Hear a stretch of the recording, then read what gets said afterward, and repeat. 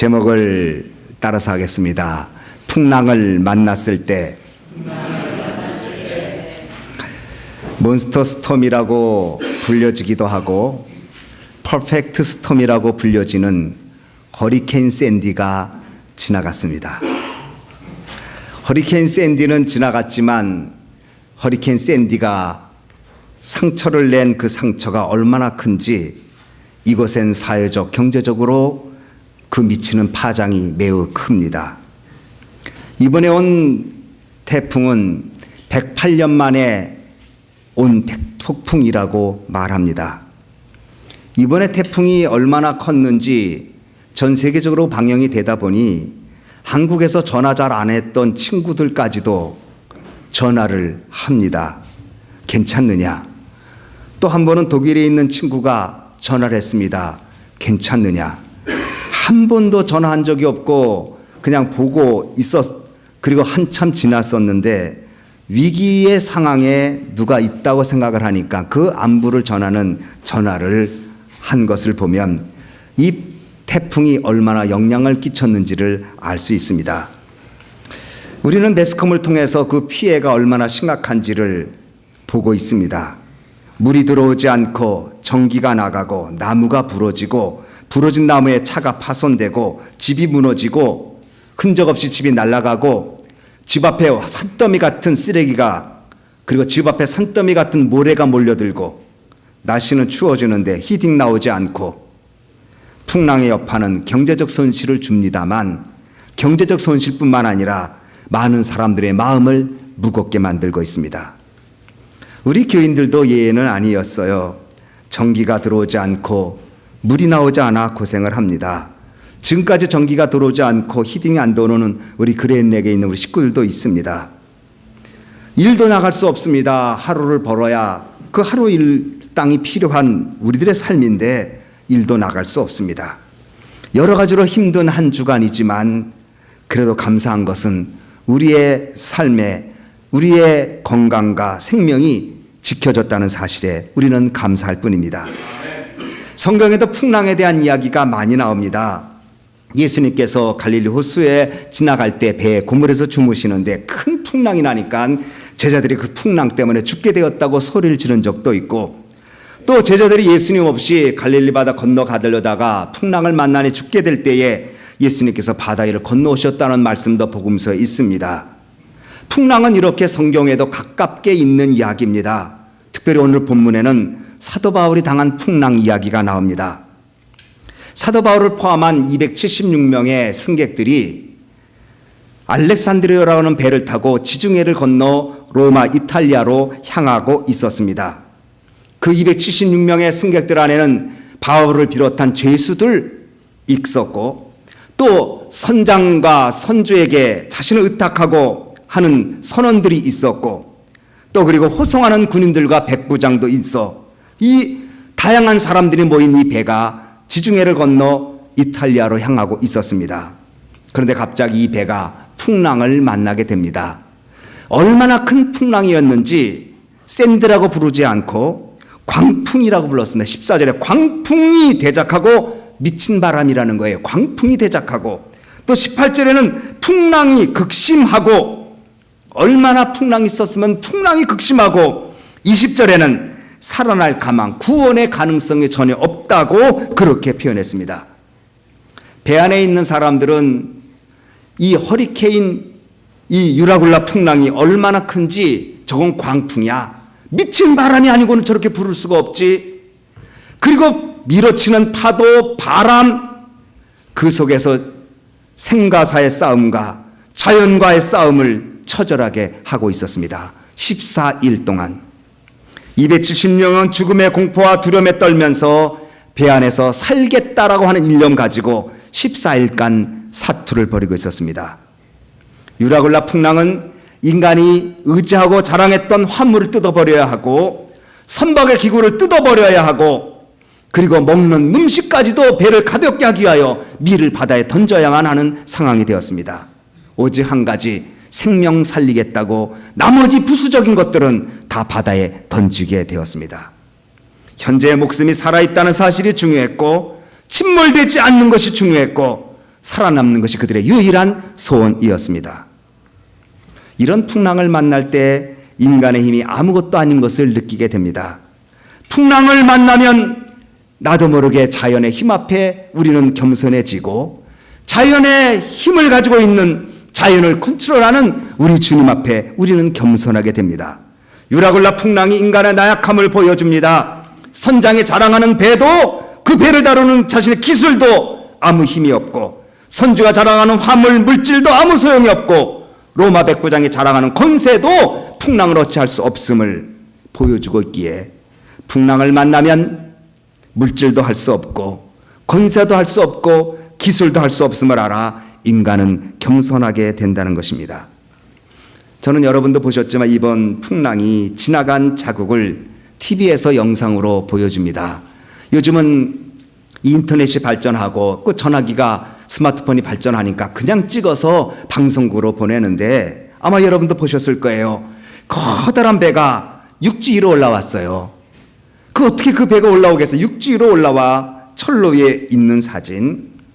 고화스럽군 요트들이 서로 엉켜서 풀어갈 수 없이 엉켜 있는 사진. 차가 밀려와서 차 위에 차가 있기도 하고 차가 지붕 위에도 있는 사진. 그러나 저에게도 강하게 마음을 끌었던 사진이 있다면 인터넷상에 나왔는데 자유여신상이 이렇게 횃불을 들고 있는데 그 위에 새카만 구름이 크게 원을 그리면서 있는 사진 보셨을 겁니다. 영화에서나 볼 수 있는 장면입니다. 자유여신상은 미국을 상징하고 미국의 자유와 인권과 권리를 상징하는 그 스텔라서스인데 그 위를 새카만 구름이 동그랗게 뒤엎으면서 지금이라도 금방이라도 자유여신상을 무너뜨릴 것 같고 자유여신상이 상징하는 미국을 무너뜨릴 것 같은 그 구름이 있는 그 배경의 사진을 제가 보면서 참 묘한 감정을 느꼈습니다. 인간 연약합니다. 풍랑은 인간으로 하여금 자연 앞에 하나님 앞에 겸손하게 만들게 됩니다. 처음 백부장은 바울이 경고합니다. 풍랑 만날지 모르겠다. 그러나 백부장은 바울의 말을 무시합니다. 선장과 선주의 말을 더 믿습니다. 백부장의 모습은 인간이 자연도 다스릴 수 있고 인간이 가지고 있는 힘이 자연을 이길 수 있다는 교만의 모습을 보여줬습니다. 그러나 풍랑 앞에 백부장은 바울의 말을 순종하게 됩니다. 백부장이 바울의 말보다 선장의 말을 믿은 데는 몇 가지가 있습니다. 좁은 항구에 있는 것이 불편하니까 넓은 곳으로 가자고 생각해서 베닉스 항구로 가다가 풍랑 만납니다. 또 그리고 전문가들의 이야기를 믿습니다. 선장과 선주의 말, 그들이 괜찮다고 생각하니까 그들의 주장을 믿고 따라갑니다. 그리고 처음에는 순하게 지나갑니다. 12절 보니 13절 보니 그래서 자기들이 이긴 줄 알았습니다. 그러나 얼마 못 돼요. 유라굴라 광풍이 불게 됩니다. 인간의 힘으로 할 수 없는 광풍, 노력과 수고로도 해결되지 않는 광풍, 밀려오면 어찌할 수 없는 광풍이 그들 알렉산드리 호를 덮게 됩니다. 여러분, 우리는 풍랑을 보면 풍랑 앞에 우리의 자신의 모습을 살필 줄 알아야 합니다. 풍랑을 만날 때 우리는 살아계신 하나님 앞에 돌아가야 합니다. 풍랑을 만날 때 우리는 하나님께 무릎을 꿇어야 합니다.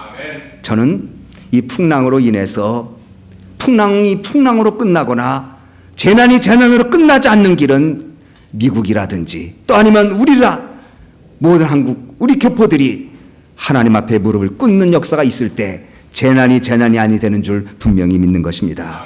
두 번째로 풍랑을 만날 때 우리는 당연한 것을 당연히 여기지 않고 일상의 삶의 소중함을 알아야 된다는 것을 보여줍니다. 알렉산드리호가 지중해를 떠나서 그 위험한 유라굴라 풍랑을 만나게 된 이유 중에 하나는 12절에 보니 불편하지 않게 하기 위해서 떠났다고 그랬어요. 12절 말씀을 한번 같이 읽겠습니다. 시작. 그 항구가 과동하기에 불편함으로 거기서 떠나 아무쪼록 베닉스에 가서 과동하자 하는 자가 더 많으니 베닉스는 그레데 항구라 한편은 동북을 한편은 동남을 향하였더라. 과동하기에 겨울을 보내기에 좁다. 그러니 좀 넓은 데 가서 겨울을 보내자. 좀 더 편하고 싶은 인간의 마음, 좀 더 안락하게 쉽게 가고자 하는 우리의 마음이 풍랑으로 인해서 바뀌어지게 됩니다. 이번 풍랑 우리 일상의 시스템을 무너뜨렸습니다. 당연히 여겼던 것들이 얼마나 소중한지 모르는 시스템이 바뀌어졌습니다. 이번에 풍랑을 우리는 너무나 불편해졌습니다. 물이 나가니 씻을 수가 있나요? 전기가 나가니 전화를 할 수가 있나요? TV를 볼 수가 있나요? 가스가 나가니 밥을 해 먹을 수가 있나요? 그런데 사실 우리는 전기, 물, 가스 늘 당연히 있기 때문에 소중한지를 몰랐습니다. 우리 곁에 있는 것이 당연하다고 생각하니까 당연한 것은 당연하다고 여기다 보니 당연한 것이 없게 되니 그 불편함을 말할 수 없이 느끼게 되었습니다. 여러분, 풍랑은 일상생활의 소중함을 깨닫게 하는 것입니다. 전기가 소중하고 내가 지금 일 나가는 것이 아침엔 귀찮고 힘들었지만 그 일터가 나에겐 얼마나 중요한지, 그리고 맨날 틀면 나오는 가스지만 그 가스가 없으면 어떤지 희등의 따뜻함을 우리가 새롭게 느끼게 되면서 일상의 소중함을 느끼는 풍랑이었다는 것입니다. 저는 어제 새벽 기도를 마치고 권사님들을 댁에다 다 바래다 드리고 이제 교육관에 잠깐 들려서 일 좀 보고 들어가려고 하는데 차가 호레사딩 선상에 길게 서 있어요. 보니까 기름을 넣는 거잖아요. 그래서 저도 다른 차는 몰라도 벤에 기름은 넣어야 되겠다 하고서 제일 뒤에 제가 있었어요. 그랬더니 제 뒤에 또 다른 차들이 이제 서기 시작하면서 기다리는 거죠. 한 2시간 정도 기다리면 내 차례가 오겠지 생각하고 이제 시동을 켜놓으면 기름이 나가니까 껐다가 또 조금 가면 켜서 또 가고 또 껐다가 켰다 이렇게 이제 반복합니다. 1시간, 2시간 기다렸는데도 한 블락을 못 가는 거예요. 근데 2시간 지나니까 이게 가기가 아까워. 여태까지 기다렸는데 끝까지 끝장을 봐야지. 그래서 이제 또 기다렸어요. 한 블락 한 블락 가는데 문제는 벨브로아드에서 생겼어요. 이 스테이션이 벨브로아드 위에 좀 위에 있는데 벨브로아드 이렇게 꺾어줘서 기다리는 팀이 있고 호레스하드에서 기다리는 팀이 있는 거예요.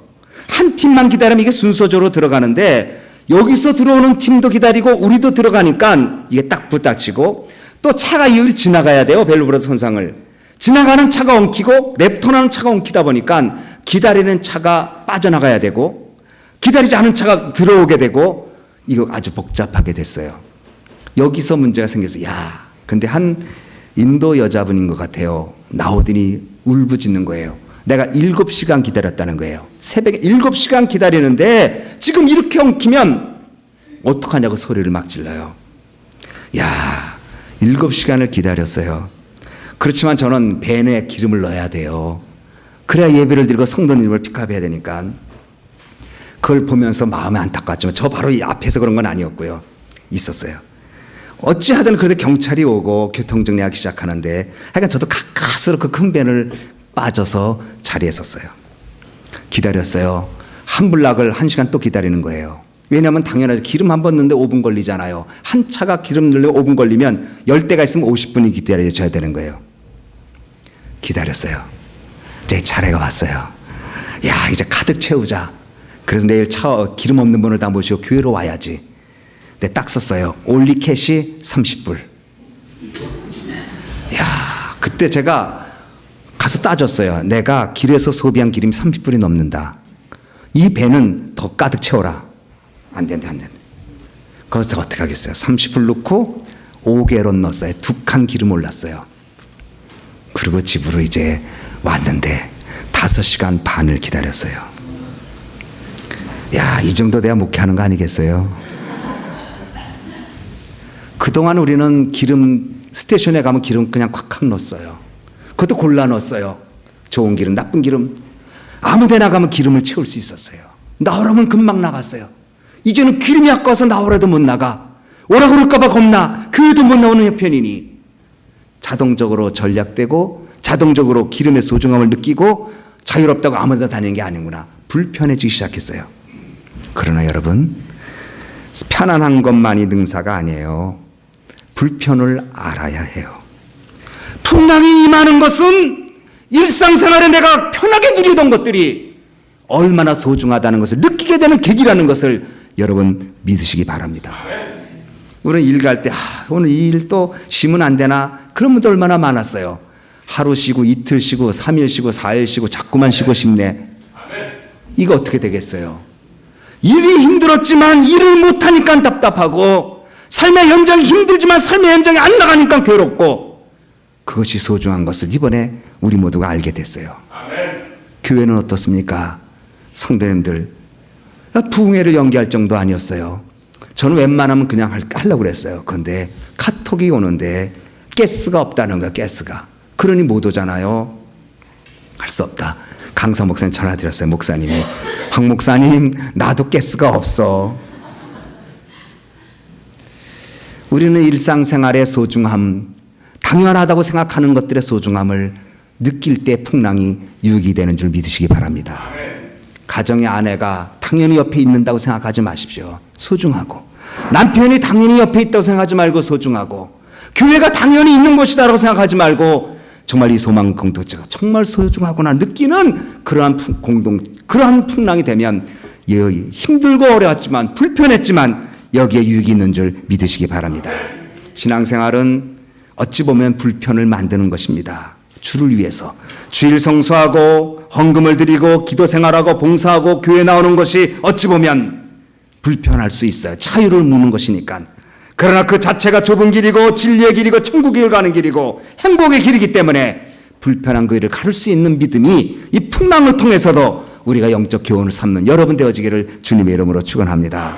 세 번째로, 풍랑은 하나님 더 의지하라고 하는 거예요. 23절을 다 같이 읽습니다. 23절, 24절 시작.